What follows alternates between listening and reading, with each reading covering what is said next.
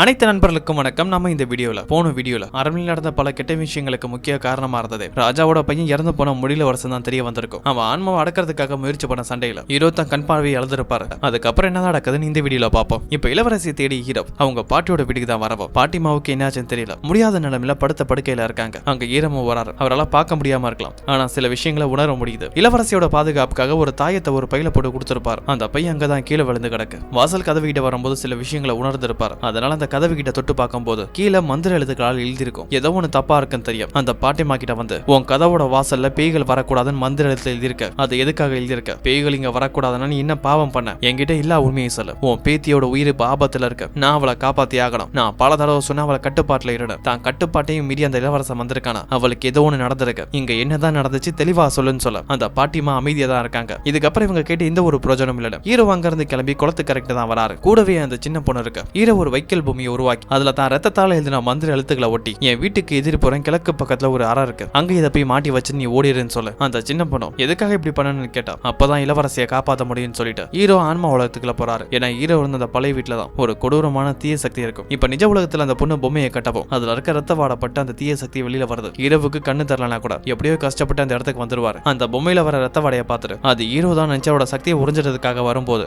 மேல இருந்து பறந்து வந்து தலையிலேயே ஒரு வெட்டு. அதோட தலை ரெண்டா துண்டாயிரும். அதுக்கப்புறம் இறந்து போன அந்த தீய சக்தியோட கண் எடுத்து அவர் மாட்டிக்க ஹீரோவோட கண் பிரச்சனை சரியாகிடும். இப்ப நிஜ உலகத்துல இருக்க இளவரசியை தான் காட்டுறாங்க. இளவரசி மொத்தமா இளவரசனோட கண்ட்ரோல்ல தான் இருக்கு. இப்ப மறுபடியும் ஆன்மா உலகத்துல இருக்க ஹீரோவை தான் காட்டுறாங்க. ஹீரோவுக்கு புது கண்கள் கிடைக்கவும் அந்த கண்ணுல சில உருவங்க தெரிய ஆரம்பிக்குது. ஆனா அது என்ன உருவம் சரியா தெரியல. அப்பதான் ஹீரோவுக்கு பக்கத்துல இருந்து ஒரு குரல் கேக்குது, என் பொண்ணை காப்பாத்துன்னு. அங்க வந்திருக்கிறது இளவரசியோட அம்மா தான். தான் பொண்ணு ஆபத்துல இருக்கானா அவளுக்கு காப்பாத்துன்னு உதவி கிட்ட தான் வந்திருக்க. இப்ப இளவரசன் இளவரசியோட உருவத்துல ராஜாவை கொல்றதுக்காக அவரோட அறைக்க வந்திருக்க. அப்பதான் அங்க ஹீரோவும் வர இளவரசி கிட்ட பேச ட்ரை பண்றாரு. நீ இப்பவும் வெளியில வரலாம், உன் கட்டுப்பாட்டுக்கு வாழ்ந்த ஆன்மாவை எப்படியாவது கட்டுப்படுத்துன்னு சொல்லி இளவரசி கிட்ட பேச முயற்சி பண்ணிட்டு இருக்கவும் இளவரசி ஆன்மா உலகத்துல மயக்கத்துல இருக்காங்க. அப்ப இளவரசனோட சண்டை போட வரும்போது அந்த முடி இளவரசன் தான் தங்கச்சி கழுத்திலே கத்திய வைக்க இளவரசி ஆன்மாவை காப்பாத்தனா ஒரே வழி அவங்க சுயநினைவுக்கு வரணும்னு சொல்லி இளவரசியோட ஆன்மா கிட்ட பேச்சு கொடுக்கலாம். நீ சுயநினைவுக்கு வரணும். உன் பாட்டிமா கிட்ட இப்பதான் பேசிட்டு வந்த. இப்பதான் எல்லா உண்மையும் தெரிஞ்சிச்சு. முன்னாள் மகாராஜா பசங்களுக்கு விஷத்தை கொடுத்தது உன் அம்மா தான். ஆனா அவங்க நிலைமையை யோசிச்சு பாரு. ராணி இடத்துல இருக்க ஒரு ஆள் உத்தரவு கொடுக்கறது எப்படி ஒரு வேலைக்காரியால மறுக்க முடியும்? தான் மாட்டிக்க கூடாது அந்த வேலைக்கார பொண்ணை தற்கொலை பண்ணிக்கிறதுக்காக உன் பாட்டிமா எவ்வளவு முயற்சி பண்ணாங்க.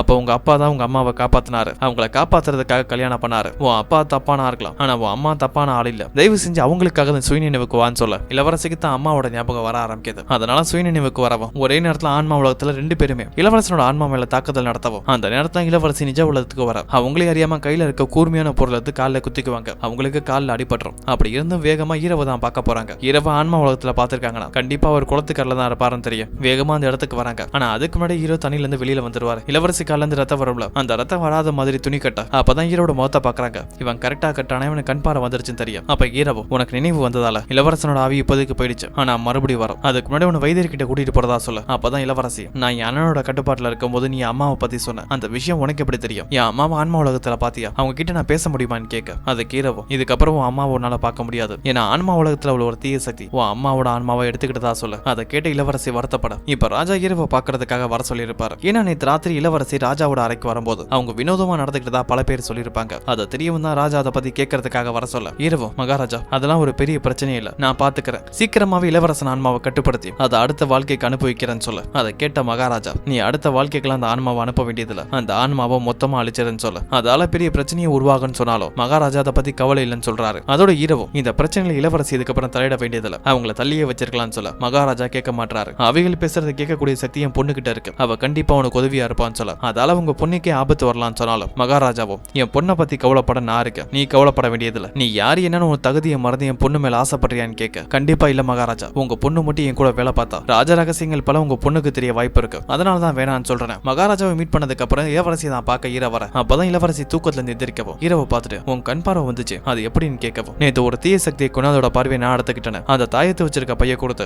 இதை இதுக்கப்புறம் பத்திரமா வச்சுக்கணும். ஹீரோ அங்க இருந்து கிளம்புறாரு. அப்படி போறதுக்கு முன்னாடி இதுக்கப்புறம் என் வழியில நீ வராதன்னு சொல்ல ஏன் இப்படி பேசுறேன்னு கேட்டா ஏன்னா நான் ஒரு சபிக்கப்பட்டவன், என் கூட யார் இருந்தாலும் சரி அவங்களுக்கு தான் ஆபத்துன்னு சொல்ல அப்படியே கற்பனா பல வருஷத்துக்கு முன்னாடி ஹீரோ சின்ன பையனா இருக்கும் போது அவங்க அம்மா தற்கொலை பண்றதுக்காக தனியில குதிச்சிருப்பாங்களே, அப்போ ஒரு தீய சக்தி ஹீரோவை தான் குறி வச்சு வந்திருக்கும். ஆனா அதுல ஹீரோவோட அம்மா மாட்டிருப்பாங்க. அத மாதிரி ஒரு விஷயம் மறுபடியும் நடக்க கூடாதுன்னு தான் ஆவிகளோட சண்டை போடும் போது தான் கூட இருக்க இளவரசிக்கு எதுவும் ஆகக்கூடாது அவங்கள தலையிட வேணான்னு சொல்லிட்டு போக இப்ப இளவரசி அவங்க பாட்டிமாவை தான் பார்க்க வந்திருக்காங்க. அந்த பாட்டிமாவும் நேற்று நடந்த விஷயத்த நீ நானும் மறந்துடுவோம், பழையபடியே நல்லா இருப்போம், இந்த விஷயம் ரகசியமாவே இருக்கட்டும் சொல்ல அப்பதான் ராஜ ராஜமாதா கிட்ட இருந்து அழைப்பு வருது. பாட்டிமாவை அங்க வர சொல்லியிருப்பாங்க. அதை பார்த்துட்டு இளவரசியும் நீங்க ரகசியமா பாதுகாத்த விஷயம் ராஜமாதா காதுக்கு பிடிச்சு போல இருக்குன்னு சொல்ல இப்ப ராஜமாதா முக்கியமான ஆளுங்களா வர சொல்லி ஒரு மீட்டிங்க போட்டிருக்காங்க. அங்க ராஜாவும் வராரு. ராஜமாதா கிட்ட திடீர்னு நம்ம சொந்தக்காரங்க அமைச்சர்லாம் வர சொல்லிருக்கீங்க, என்ன காரணம், எதுக்காக என்னைய வர சொன்னீங்கன்னு கேட்க அப்ப ராஜமாதாவும் பல வருஷத்துக்கு முன்னாடி, அதாவது 30 வருஷத்துக்கு முன்னாடி உன் அப்பாவுக்கு பிறந்த முதல் 3 பசங்க இறந்து போனாங்க. அதுக்கான காரணம் குலத்தாவிதான் இங்க இருக்க பல பேருக்கு தெரியும். அந்த ஆவி கிட்ட இருந்து நீங்க மட்டும் எப்படி தப்பிச்சிங்கன்னு கேட்க அதுக்கு ராஜாவோ பேய்களை ஓட்டுறதுல சிறந்த மந்திரவாதி ஒருத்தர் இருக்காரு, நான் அவரை தேடி போனேன், அவர்கிட்ட உதவி கேட்டேன், அவர் தான் என்ன காப்பாத்தினாரு, இதுல எதுவும் உங்களுக்கு சந்தேகம் இருக்கான்னு கேட்க ராஜமாதா சந்தேகம் இருக்கு, முன்னாள் அரசோட பசங்க யாருமே ஆவி அடிச்சதால சாகல, நீங்க கொடுத்த விஷத்தால தான் இறந்து போனாங்க,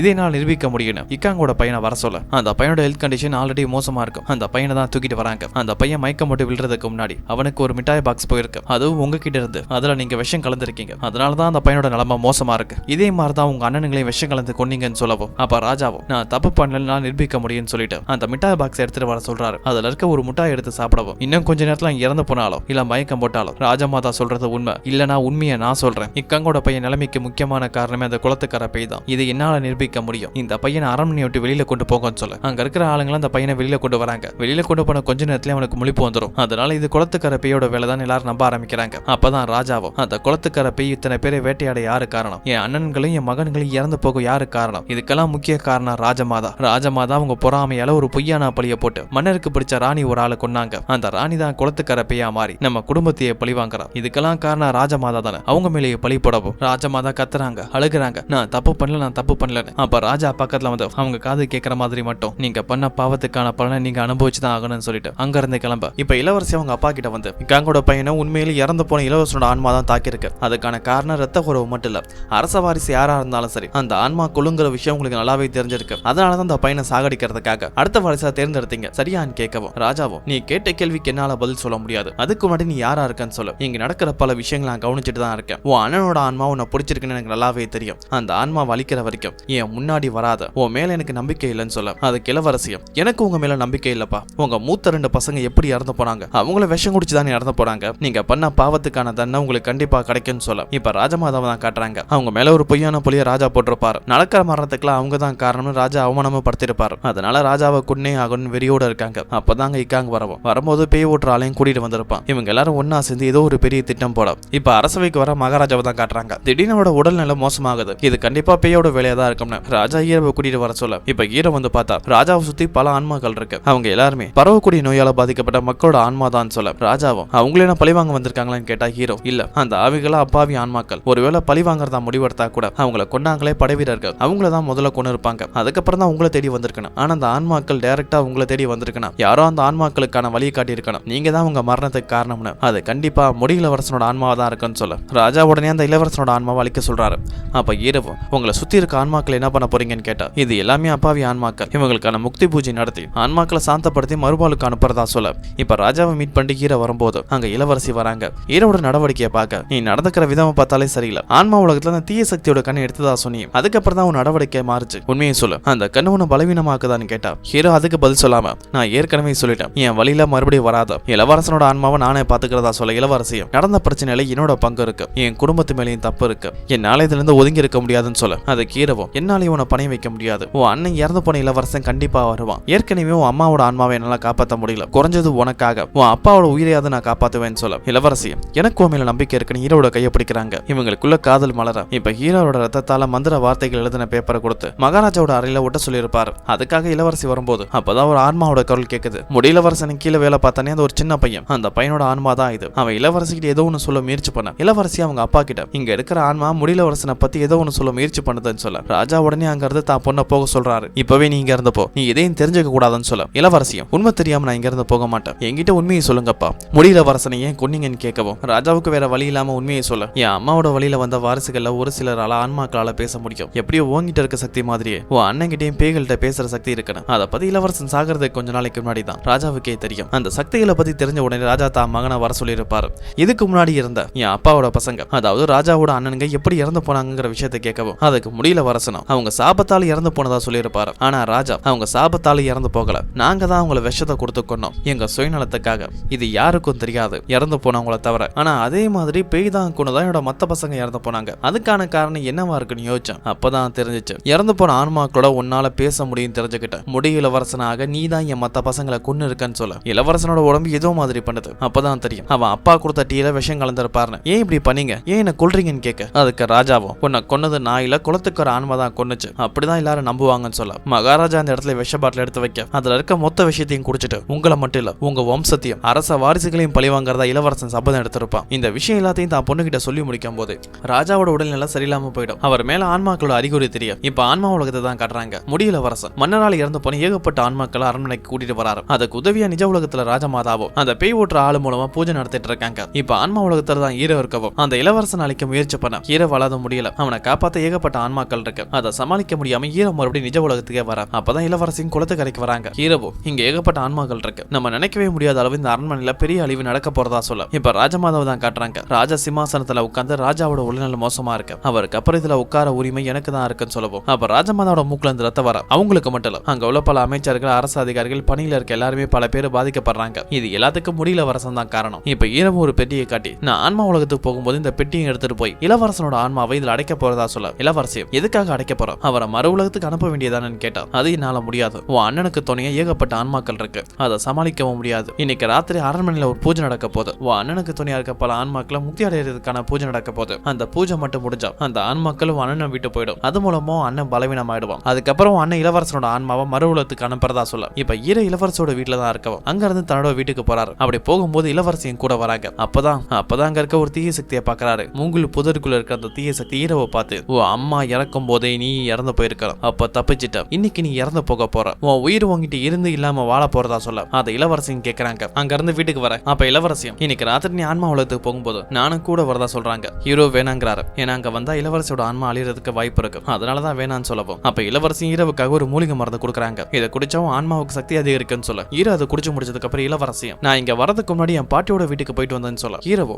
நீ எதுக்காக அங்க போனன்னு கேட்க அப்பதான் ஹீரோவுக்கு புரிய ஆரம்பிக்குது. ஏன்னா கொஞ்சம் கொஞ்சம் ஹீரோவுக்கு மயக்கம் வர மூலிகை மருந்துல ஏதோ கலந்துருக்காங்கன்னு அந்த இடத்துல மயக்கம் போட்டு விழ இந்த உலகத்துல இப்ப எனக்கு இருக்கிறது நீ மட்டும் தான், நான் ஒன்னையும் இழக்க விரும்பலன்னு சொல்லிட்டு ஹீரோ கிட்ட இருக்க பெட்டி அந்த பெச்சு மரத்தோட கிளை இது ரெண்டுத்தையும் எடுத்துட்டு ஆன்மா உலகத்துக்கு போக இப்ப நிஜ உலகத்துல அந்த நோயால பாதிக்கப்பட்ட மக்கள் எல்லாருமே மறு உலகத்துக்கு போக பூஜை நடந்துட்டு இருக்கு. அங்க பலமா காத்தடிக்க ஆரம்பிக்குது. சில நெகட்டிவ் எனர்ஜி வர மன்னரால உணர முடியுது. இறந்து போன இளவரசனோட ஆன்மா வரத புரிஞ்சுக்க இப்ப இளவரசனோட ஆன்மா மன்னரை கொள்ள வரும்போது அவர் மேல ஒரு அம்பு வந்து படுது. யாருன்னு பார்த்தா இளவரசி தான். தான் அண்ணனை தான் தடுக்க முயற்சி பண்றாங்க. ஆனா இளவரசன் கேட்கற மாதிரி இல்ல. என் வழியில தலையிடாத நவுந்து போன்னு சொல்லவும் அப்ப இளவரசி கேட்காம மறுபடியும் தாக்குதல் நடத்த சரியான நேரமா பார்த்து இளவரசனோட தலையை விட்டு அந்த பெட்டிக்குள்ள அடைக்க ஹீரோட ஐடியா ஒர்க் ஆகல. ஏன்னா இளவரசன் கிட்ட ஏகப்பட்ட ஆன்மாக்களோட சக்தி இருக்கு. அதனால மறுபடியும் தலை வர அந்த நேரத்துல நிஜ உலகத்துல அந்த பேய் ஓட்டுறவனும் யாரு இளவரசனோட ஆன்மாவை தடுக்க கூடாதுன்னு குளத்துக்கரைக்கு வரான். அங்க இளவரசி தண்ணிக்குள்ள போறதுக்கு முன்னாடி மரத்தோட கயிறு கட்டி இருப்பாங்க. அந்த கயிறை வெட்டி விடவும் அவங்க ஆன்மா பலவீனமாக ஆரம்பிச்சிடும். அந்த நேரத்துல இளவரசோட ஆன்மா உலகத்தில் இளவரசியோட ஆன்மாவை கத்தியால வெட்ட இளவரசியோட ஆன்மா கொஞ்சம் கொஞ்சமா அழிஞ்சிட்டு இருக்கு. இன்னொரு பக்கம் ஹீரோ மயக்கத்துல இருந்து வெளியில வர அவர் உடம்பு இன்னும் பலவீனமா தான் இருக்கு. அந்த மருந்தோட பாதிப்பு இன்னும் குறையல. இருந்தாலும் இளவரசியை காப்பாத்தி ஆகணும். கத்தி எடுத்து தான் கழுத்தை வெட்டிக்க போக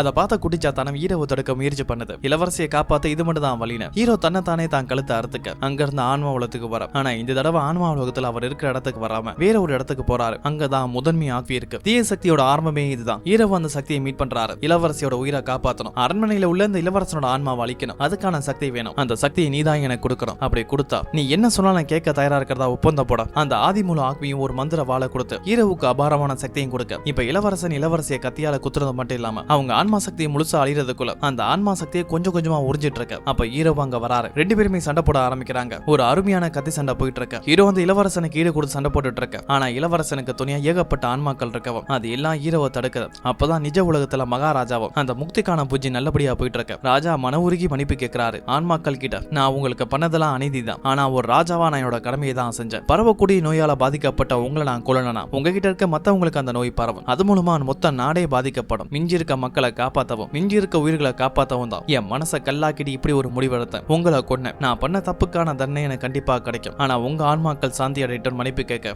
அந்த ஆன்மாக்களும் அமைதியாகி மறுவாழ்வுக்கு போயிட்டு இருக்க. ஆன்மா உலகத்தில் இளவரசனும் பலவீனமாக ஆரம்பிச்சிடுவான். ஏன்னா அவனுக்கு பாதுகாப்பா இருந்தது இந்த ஆன்மாக்கள் மட்டும் தான். இப்ப அது எல்லாம் போக ஹீரோ இளவரசனோட சண்டை போடுறாரு. அவனை சமாதானப்படுத்தவும் முயற்சி பண்றாரு. நீ இறந்து போயிட்ட, இதுக்கப்புறம் ராஜாவை கொண்டு எதுவும் மாற போறது இல்ல. அந்த ஆன்மாவை சமாதானப்படுத்த எவ்வளவு முயற்சி பண்ணாலும் ஆனா இளவரசன் கேட்கிற மாதிரி இல்ல. என்னால அனுபவிக்க முடியாத ராஜா சிம்மாசனத்துல யார் உட்கார்ந்தாலும் சரி அவங்களை நான் கொன்னே தீருவேன். என்ன உன்னால தடுக்க முடியாது. அப்படி தடுக்கணும்னா என் ஆன்மாவை நீ அழிக்கணும். அப்படி அழிச்சா நீயும் ஒரு ஆக்குவியா மாறுவா, தீய சக்தியா மாறுவன்னு சொல்ல ஹீரோவோ இதுக்கு மேல இவனை விடக்கூடாதுன்னு கத்தி எடுத்து வெட்டி இப்ப நான் ஆன்மாவை இறக்கப்பட்டு விட்டா அதால இளவரசிக்கு தான் ஆபத்து. எப்ப நான் ஆதி மூல தீய சக்தியை பார்த்தனோ அப்பவே நானும் ஒரு தீய சக்தியா மாற தயாராயிட்டேன்னு சொல்லி அந்த ஆன்மா வலிக்க இப்ப ஹீரோ ஒரு தீய சக்தியா மாறிட்டு இருக்க அப்ப இளவரசி தான் பாக்குறாரு. அழிஞ்சிட்டு இருக்க இளவரசியோட ஆன்மாவை காப்பாத்த நிஜ உலகத்துல இளவரசிக்கு முழிப்பு வரவும் உடனே ஹீரோவை மீட் பண்ண வராங்க. ஹீரோ கழுத்தறுத்து ஏகப்பட்ட ரத்த வெளியில வந்து உயிருக்கு போராடுற நிலைமையில இருக்க அவரை காப்பாத்த முயற்சி பண்றாங்க. அப்படியே கற்பனா ஆன்மா உலகத்துல அந்த ஆதிமூல தீய சக்தி ஆதிமூல ஆக்வி அது ஹீரோவோட ஆன்மாவை இழுக்குது. ஹீரோ அதுகிட்ட போட்ட ஒப்பந்தப்படி அவரோட ஆன்மாவை அதுகிட்ட கொடுத்தாக்கணும். அப்படி கொடுக்கறதுக்கு முன்னாடி ஒரு தடவை சண்டை போட்டு பார்க்கலாம்னு சொல்லிட்டு அந்த ஆதிமூல சக்தியோட சண்டை போட போக அப்படியே கற்பனா சில நாள் கழிச்சு தான் காட்டுறாங்க. இப்ப மகாராஜாவுக்கு எந்த ஒரு பிரச்சனையும் இல்ல. அவரோட பணியால் வந்து உங்க அம்மா ராஜமாதா இவங்க 2 பேருமே அரண்மனை விட்டு தலையிருக்கதா ராஜா கிட்ட சொல்ல இப்ப எக்காங்க தான் காட்டுறாங்க. எக்காங்கோட எல்லா திட்டமும் தோல்வி ஆயிருச்சு. எக்காரணத்தை கூட தான் மாட்டக்கூடாதுன்னு அவரோட ஆள் அந்த பேய் ஓட்டுறவ இருப்பானு அந்த பேய் ஓட்டுறவனே எக்காங்கே கொண்டுருவார். ஏன்னா எக்காங்க பண்ண தப்புக்கெல்லாம் ஒருத்த மட்டும் தான் சாட்சி. இவர் இருந்தா எங்க தான் மாட்டிக்க வாய்ப்பு இருக்குன்னு அவனையும் கொண்டு இருப்பாரு. இப்ப கற்பனா ஹீரோயினை தான் காட்டுறாங்க. ஹீரோவுக்கு இன்னும் முழிப்பு வரல. அவர் பக்கத்திலேயே உட்கார்ந்து இருக்கவோ இளவரசி கூடவே ஒரு பொண்ணு இருப்பாளே அந்த பொண்ணும் இவர் கடந்த 3 நாளா மயக்கத்துல தான் இருக்காரு. திரும்பி எந்திரிப்பாரான்னு கேட்க போன தடவையும் இப்படிதான் இருந்தான். இவன் எந்திரிக்க மாட்டான்னு நினைச்சான். ஆனா இவன் எந்திரிச்சான். எனக்கு நம்பிக்கை இருக்கு இவன் கண்டிப்பா திரும்பி வருவான்னு சொல்ல அப்பதான் இளவரசிக்கு ஒரு சவுண்ட் கேட்குது. அது அந்த குட்டிச்சாதான் சவுண்ட் தான். குட்டிச்சாதான் அங்க இருக்க ஒரு தீனியை தான் தின்னுட்டு இருக்கான். இளவரசியால பார்க்க முடியாட்டினாலும் அந்த சத்தத்தை அவங்க கேட்கறாங்க. இந்த குட்டிச்சாத்தா இன்னமும் உன் கூட இருக்கணும். அப்ப நீ கண்டிப்பா இன்னும் உயிரோட தான் இருக்க. உன் ஆன்மா இங்கதான் எங்கேயோ இருக்குன்னு சொல்லி யோசிக்கும் போதா இளவரசிக்கு ஹீரோ சொன்ன ஒரு விஷயம் ஞாபகத்துல வருது. அரண்மனைக்கு கிழக்கு திசையில ஒரு ஏரி இருக்கு. அந்த ஏரியில தான் என் அம்மா விழுந்து இறந்து போனதாகும். எனக்கு அந்த ஏரிக்கு போய் ஒரு தடவை பார்க்கணும்னு ஆசையா இருக்குன்னு சொல்லியிருப்பாரு. அந்த விஷயம் ஞாபகம் வர வேகமா அந்த ஏரிக்கு தான் வராங்க. அங்க வந்து இளவரசியால ஹீரோட ஆன்மா உணர முடியுது. என்னால உணர முடியுது நீ இங்க தான் இருக்க. நீ எனக்காகவா? நீ தானே ஆசைப்பட்ட அரண்மனையை விட்டு போகணும்னு. அதுக்கான வாய்ப்பு உனக்கு கிடைச்சிருக்கு. நீ மறுபடியும் அரண்மனைக்கு வான்னு சொல்லி அழ ஆரம்பிக்கிறாங்க. அப்படி அழுதுட்டு இருக்கும் போது அங்க இருக்க ஏரிகள்ல அலை வர அதை இளவரசியை பார்க்கும் போது ஹீரோ திருப்பி வந்ததை உணர்றாங்க. வேகமா அங்க இருந்து அரண்மனைக்கு தான் போகவும் மயக்கத்துல அந்த ஹீரோவுக்கு முழிப்பு வந்திருக்கும். அதை பார்த்த உடனே ஹீரோவை கட்டி பிடிச்சுக்க இப்ப கற்பனா ஹீரோ ராஜாவை தான் மீட் பண்ண வந்திருக்காரு. ராஜாவும் இதுக்கப்புறம் நீங்க இருக்க வேண்டியதெல்லாம் போகலாம்னு சொல்லி அனுமதி கொடுக்க அதை கேட்டு ஹீரோவோ உங்க அரண்மனையை பத்தின பல ரகசியங்கள் எனக்கு தெரியும். அது தெரிஞ்ச என்ன உயிரோட விட போறீங்களான்னு கேட்க ஒரு நாள் இன்னமும் சில காரியங்கள் நடக்க வேண்டியது இருக்கு. ஒருவேளை ஒன்னால இந்த ரகசியங்களாம் வெளியில வரனாலோ இல்ல ஒன்னால இந்த அரண்மனைக்கு ஆபத்து வரனாலும் சரி உன் உயிர் நம்ம ஆபத்துல தான் இருக்கு. நீ இந்த அரண்மனையை விட்டு போறதுக்கு முன்னாடி என்ன மறுபடியும் பார். என் பக்கத்துல இன்னமும் ஆவிகள் ஏதோ இருக்கான்னு கேட்க அது கீரவோ உங்களால இறந்து போன பல இளவரசரோட ஆன்மா உங்க பக்கத்திலேயே தான் சுத்துது. உங்க தலைக்கு மேல உங்க சிம்மாசனத்துக்கு மேலதான் இருக்குதுன்னு சொல்ல ஹீரோ அங்க இருந்து கிளம்புறாரு. அப்படி கிளம்பும் போது அவருக்கு பின்னாடியே ஹீரோயின் வராங்க. ஹீரோ அதை பார்த்துட்டு நீ எங்க வரன்னு கேட்டா எனக்கு ஆபத்தான சூழ்நிலை நீ என் பக்கத்துல இருந்த இப்ப நீ பிரச்சனையில இருக்கன்னு சொல்லிட்டு ஹீரோட கையை பாக்குறாங்க. ஹீரோட கையில தீய சக்தியோட ஆதிக்கம் இருக்கு. நீ இன்னும் ஆபத்துல இருந்து வெளியில வரல. உன்னை காப்பாற்ற வேண்டியது என்னோட வேலை. உனக்கு உறுதுணையா இருக்க வேண்டியது என்னோட வேலை. நானும் இதுக்கப்புறம் உன்னோட தான் இருக்க போறேன்னு சொல்ல 2 பேருமே அங்க இருந்து போறாங்க. அப்படி போகும்போது அவங்களுக்கு பின்னாடி குட்டிச்சாத்தான் அங்க இருந்து கிளம்ப இன்னும் இந்த பிரச்சனையும் முடியல. இந்த அரண்மனையோட ஏதோ ஒரு சம்பந்தம் ஹீரோவுக்கு இன்னும் இருக்குது. அதனாலதான் அங்க இருக்க ஒரு சங்கிலி ஹீரோட உடம்போட பிணைஞ்சிருக்கு. இது ஆன்மா உலகத்தோட தான் கனெக்ஷன்ல இருக்கும். இதோட இந்த சீசன் கம்ப்ளீட் ஆகுது. இதுக்கப்புறம் என்ன நடக்குதுன்னு அடுத்த வர வீடியோல பார்ப்போம்.